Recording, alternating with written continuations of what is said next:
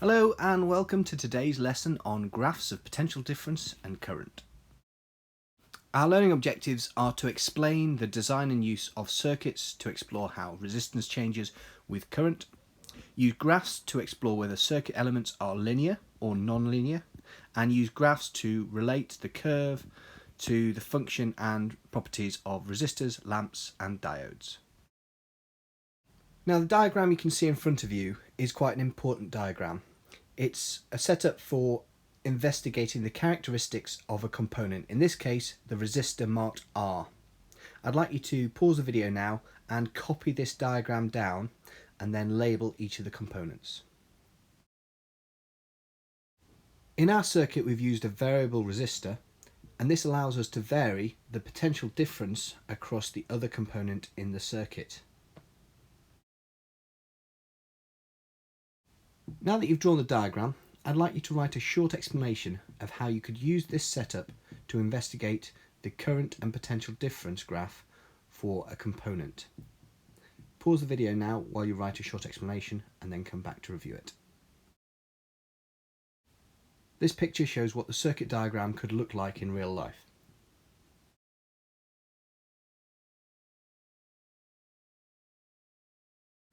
Here we've got a textbook answer. Compare what you've written with this answer and see how many of the key points you've already got. And then I'd like to ask you, because this is very important, to copy down this answer in your books afterwards. Pause the video if you need to. To investigate a component, we need to vary the potential difference across that component, possibly with a variable resistor, and then measure the current. Here we have a graph of potential difference and current for a resistor. This is what's called a characteristic graph.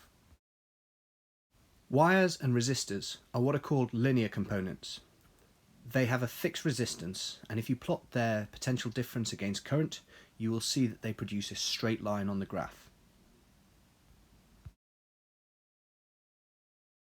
Here we have a characteristic graph of 4 different resistors. You can find the resistance of each of these resistors by dividing the voltage against current for any given value. I'd like you to pause the video now and try and calculate each of these 4 resistances. For A, we could pick a value of, say, 1 volt, divide that by its corresponding current of 50 milliamps, remember it's in milliamps, and that would give us a result of 20 ohms. For the next one, we could pick, say, 5 volts, divide that by the corresponding current of 10 milliamps, and we would get 50 ohms. For C, we could again pick 5 volts, which would correspond this time to 50 milliamps, and so give us a value of 100 ohms for its resistance. And for D, we could divide 5 volts by 20 milliamps to get a value of 250 ohms.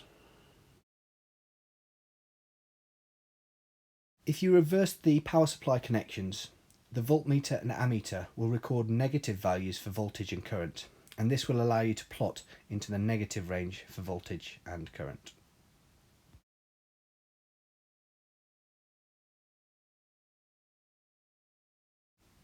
This graph shows the relationship between current and potential difference for a resistor. In your books, I'd like you to write down what the current would be if the potential difference for this component was at 2 volts.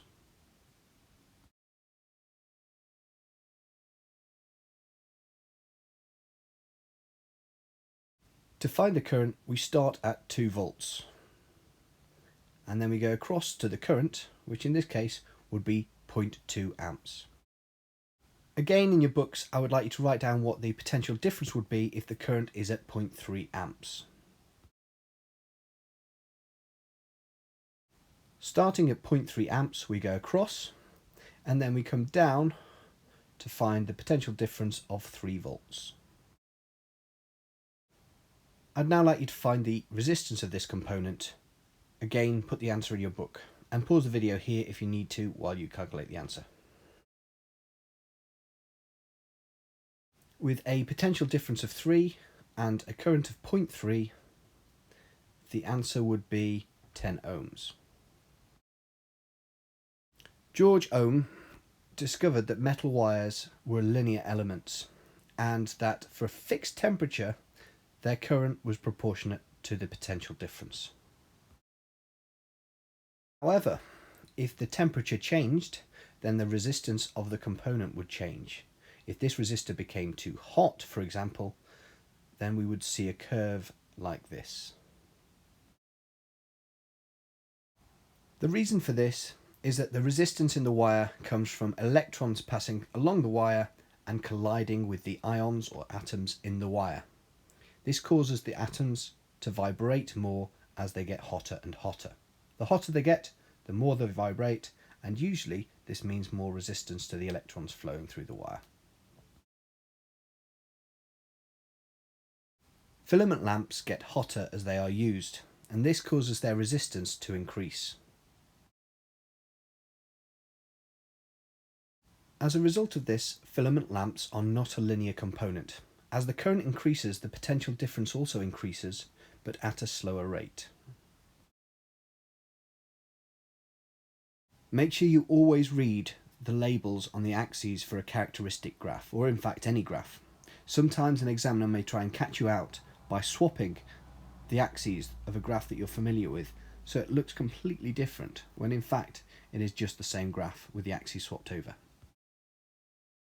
Here we have the characteristic graph for a component. Identify which component this is by looking at the graph.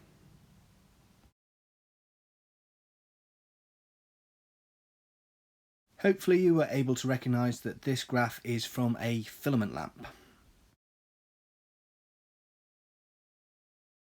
I'd now like you to write an explanation in your books for the shape of the graph that you see here.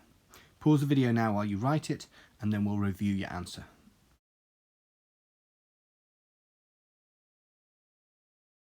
And here we have a textbook answer. Compare this to your own answer, and then what I'd like you to do is copy down this answer as well into your textbook, ideally in a different coloured pen so you can refer back to it.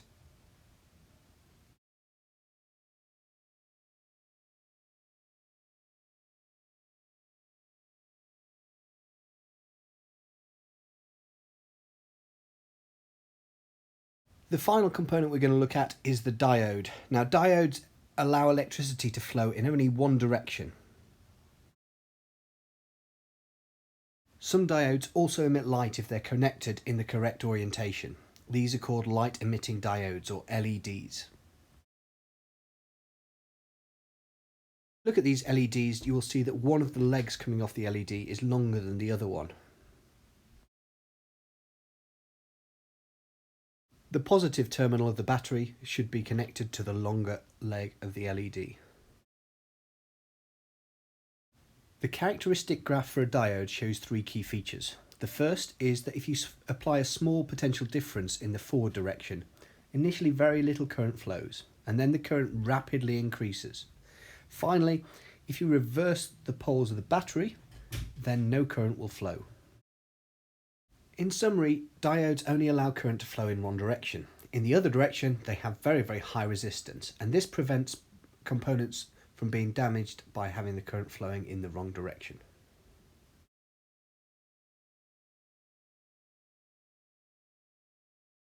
Using the graph, calculate the resistance of the component when the potential difference across it is 1 volt.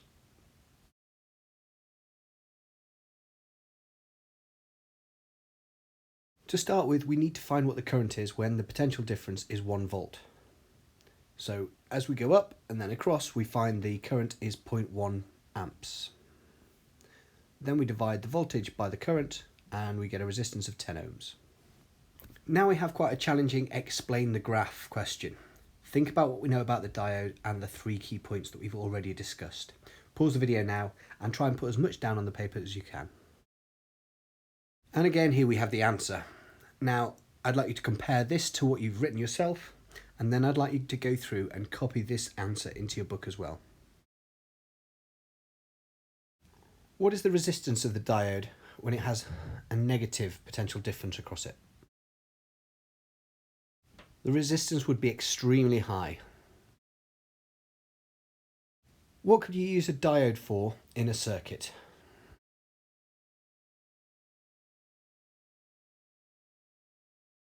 Two key points here. The first is that it only allows current to flow in one direction in the circuit, and the other is that it can be used to protect components from damage. As a final summary, I'd like you to copy and complete this paragraph into your books. Use the words at the bottom to fill in the gaps.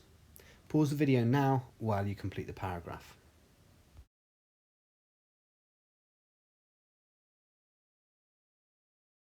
And here we have the answer. Please pause the video while you go through and mark your work and make any corrections. That brings us to the end of today's lesson, so I hope you found it useful and thank you very much.